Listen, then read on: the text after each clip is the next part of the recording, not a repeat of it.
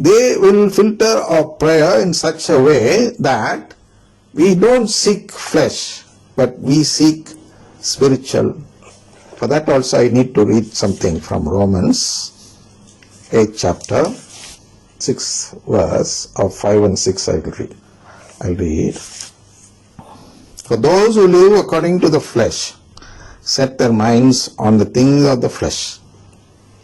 But those who live according to the Spirit set their minds on the things of the Spirit. See? So, we might pray and ask for something or some things of the flesh. What will happen if you do that? If we set the minds on the things of the flesh, then we'll be considered as someone else. I'll read that from the 6th verse. How we'll be considered? To set the mind on the flesh is death. So if at all I want death, the death which Adam and Eve sought through eating that forbidden fruit, if at all I want that death, then I should set my minds on the things of the flesh. So when I make a prayer to God, if I pray for the things of the flesh, then it means that I am praying for death. I am choosing death out of the power given to me by God as a matter of our own choice. He left them in the power of their own free choice. So out of my free choice, the power given to me, I tell God that I want only death by setting the mind on the flesh. So here only these statues play a filtering feature. They filter our prayer. If I pray this prayer directly to God, like the other denominations and the charismatic renewal and all, without the statues, and if I pray for the things of the flesh, which is what they are certainly doing, then it would mean that I am praying for my eternal death.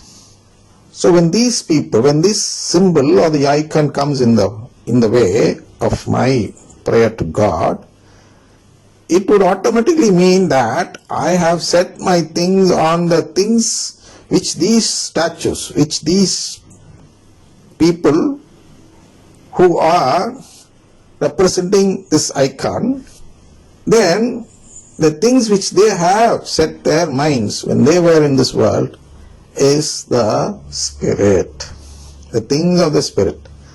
What are the things of the Spirit? The Spirit has only one thing. Already we have seen it many times. That is the divine nature. The Spirit has this thing which He promises to give it to us if at all we ask for it. Yes, we see it in CCC 460. Often we have seen it. But only a reminder. This 460 tells us about the things of the Spirit. So even if I pray for something like the things of the flesh, when I pray through these icons of the members of the family of God, then it becomes a request made to join as members in the family of God. This is what we see in Matthew 6 chapter, and Jesus teaches something about prayer. He says in the 8th verse, do not be like them, like the Gentiles, for your Father knows what you need before you ask. Before we ask, the Father knows what to give us regarding the things of the flesh.